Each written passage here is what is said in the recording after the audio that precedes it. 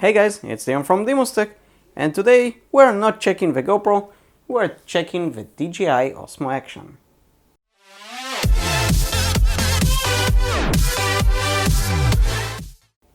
As pretty much usual, this is not mine. A friend bought it and gave me this one for a review. Mine is the GoPro, so let's go ahead and unbox this thing.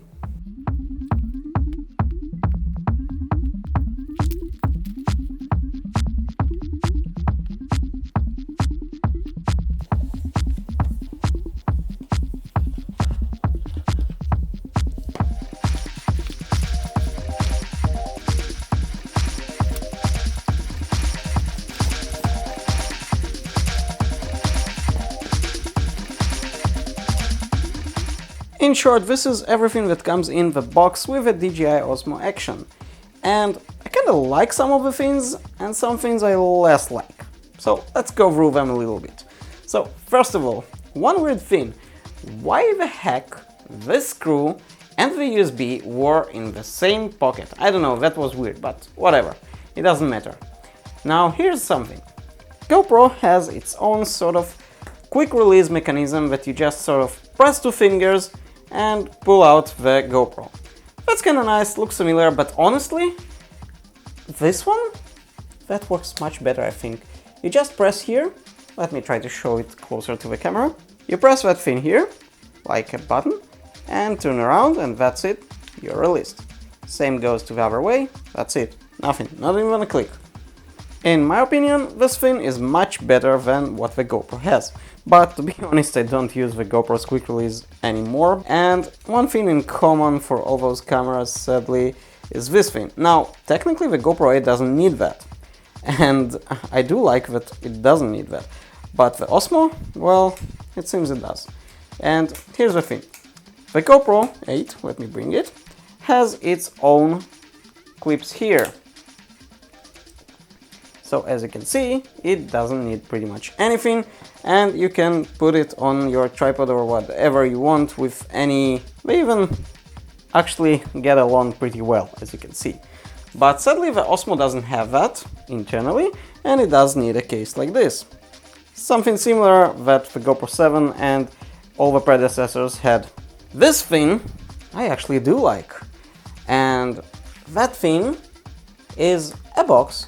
A good quality box, which includes the battery, and also you can put here your micro SD card. Now this is awesome. So, one different thing here with the DJI Osmo, the battery itself is actually also the shell. So this thing should go like this. Let's try to put it. And once the battery is in, it's waterproof. I don't know how good it is, seriously. In order to take out the battery, you do this, I think. Oh, so there's one, and there's two, and then you can pull it out. That's kind of nice, but you do need to make sure that everything is in place, otherwise it might pop up and it's not a good thing. So this is the battery door. Let's continue what we have here also. We have another door here, I guess that's where the SD card is. Yep. That's your micro SD card and USB Type-C. That's kind of nice. And we have here a button, we'll check it later. And another button here, which is also the on and off as it seems. And the button to shoot video and photo. On the other side it does look like, I'm not really sure if it's a microphone or a speaker, might be both of them here. And on the front we have some sort of a grill here that I guess it's also some sort of a microphone. We have a circular lens which we can actually unscrew. That's something that GoPro doesn't have, and I think it's a disadvantage on the GoPro. Because you unscrew this thing, oh, it actually takes a lot, and you can put here any filter, anything else that you want. That's very, very convenient.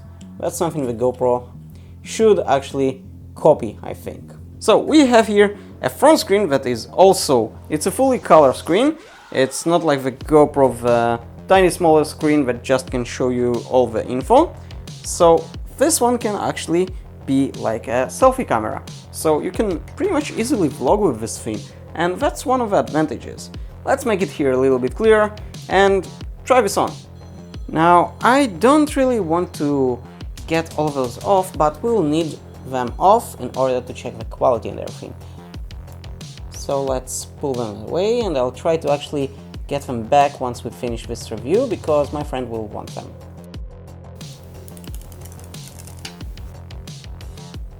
The sound is very satisfying when you pull those off.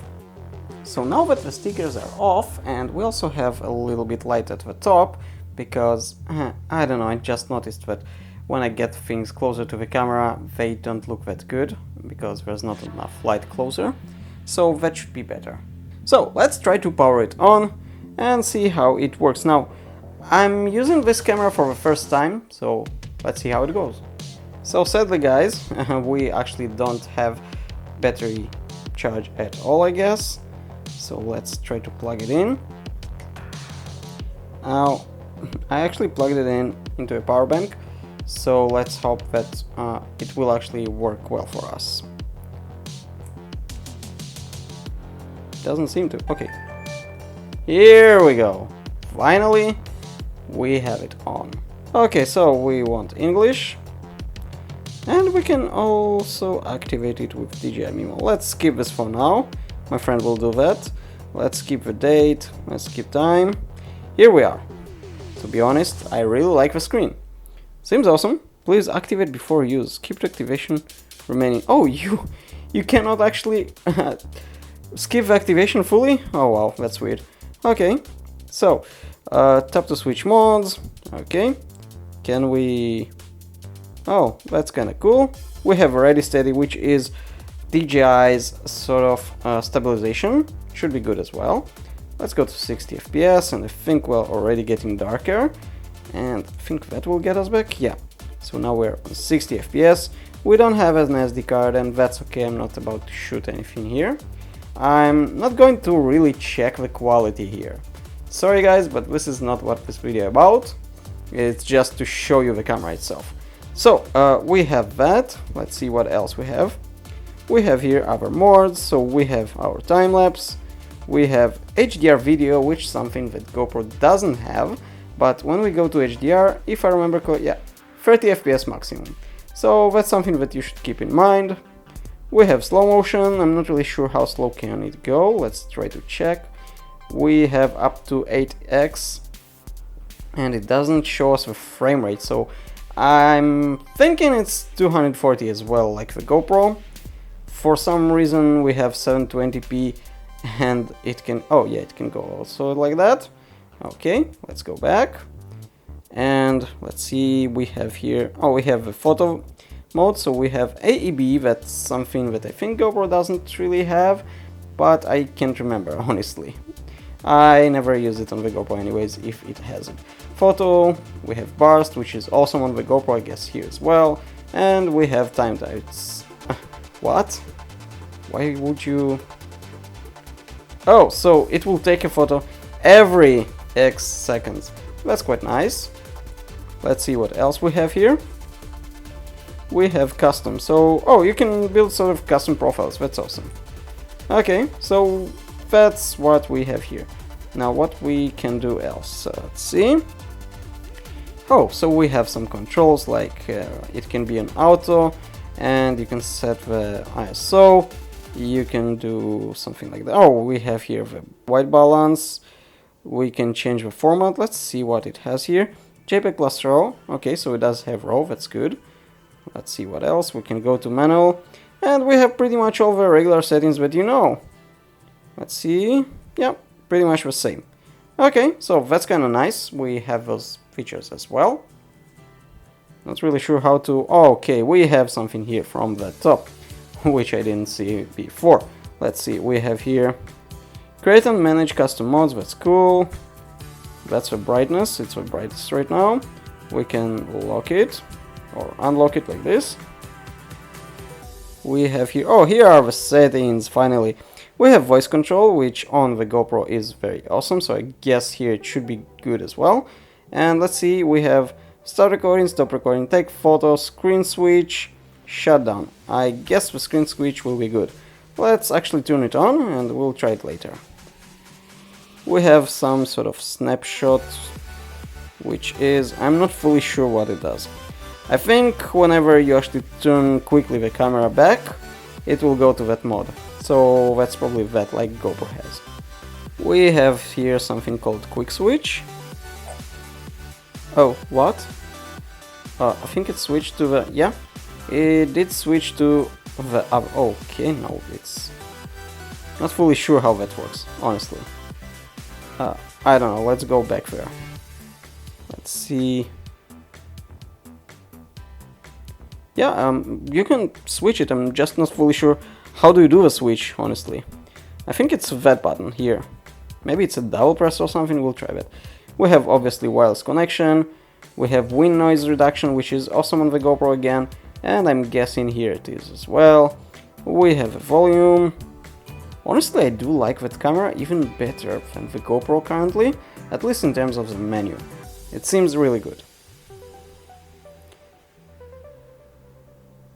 Okay, I guess we can escape that. I'm not fully sure. Let's try to actually quickly switch to that. So let's try to double press the button. No? Long press? Yeah, long press does the trick.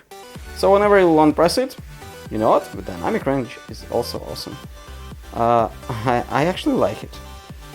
That's quite a... You know what? I like this camera. Seriously. That's a really good camera. I'm kind of disappointed that I actually didn't go with the deal that they had lately, and that's why my friend actually bought it. It's actually quite good. And let's try to go back. So you long press that button. And now we're back. Okay, so in terms of that, that's quite a good camera. And you know what, let's do a little bit size comparison and see how it compares to the GoPro. So we have both of them here, and actually let me bring our scales as well. Okay, so I brought the scales, but let's first compare the two things. Now I turned off the Osmo for now, so it will be a little bit easier comparison, I guess. And let's see, so we have them like this, and it seems that the GoPro is taller. You know what, I actually want to see the screen. Okay, I just want to see how big or not big the screen is, that's it. And let's try to skip it. I think we have, yeah, we have 3 skips now. Oh well, that's not good. Okay, the screen on the DJI Osmo is actually bigger, and probably that's one of the reasons that I do like it. Oh, the Osmo is also much hotter to the touch, just after a few seconds. Okay, that's quite weird. Okay, let's go to thickness. Let's see about the thickness. Honestly, they're about the same. If you think of it, I think actually the GoPro is a little bit thinner. It's hard to show it on the camera, I'm trying to hold them both. But the GoPro is a little bit thinner, and especially in terms of, if we'll do it like this, in terms of that lens hood is very good, but it's thicker. So keep that in mind. Now, in that term, let's see, they're actually quite the same. And let's check the weight. So let's bring the scales. We're now on grams, and I think you can even see it this time. Let's put the GoPro, which is 123 grams. And keep in mind the battery is here, and also a micro SD card. In this one, I don't have a micro SD card for that one for now. 123. 24. Okay, so this one might be a little bit, just a little bit heavier. But who cares? I mean, seriously, it's 1 gram. Probably 2 if you count a micro SD card. That doesn't really matter. So, I know I said I didn't, but I will do a small quality comparison between the two. Just small video clips of 4K 30, 4K 60, maybe even I'll add the HDR, some photos, and we'll just compare them just a little bit in the end of this video. Nothing special, nothing crazy. But stay tuned for that. 4K 60, go!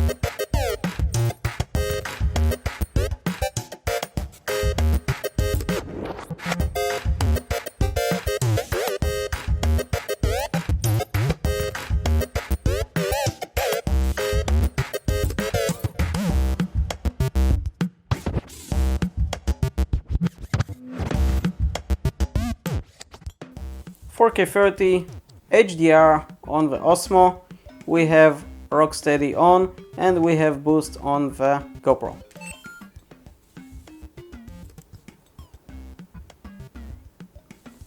Let's try to vibrate them a little bit together. Let's see where the image stabilization will be better.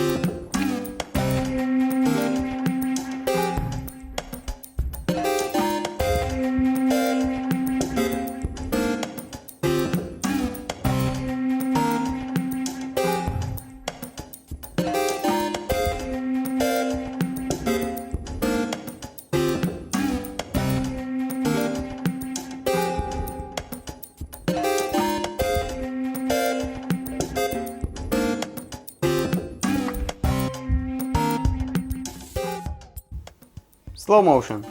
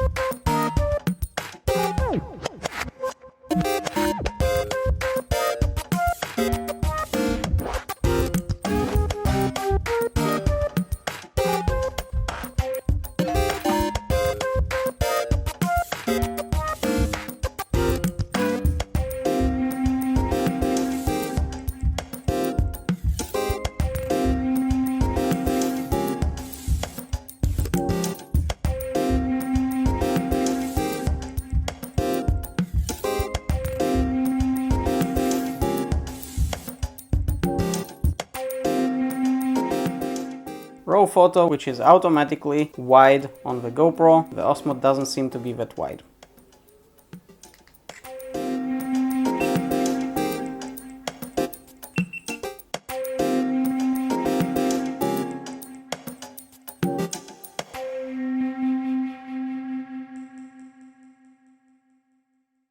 Thank you for watching this DimusTech episode. If you enjoyed this video, click the subscribe button and hit the bell so you won't miss any future video. And I'll see you on the next one.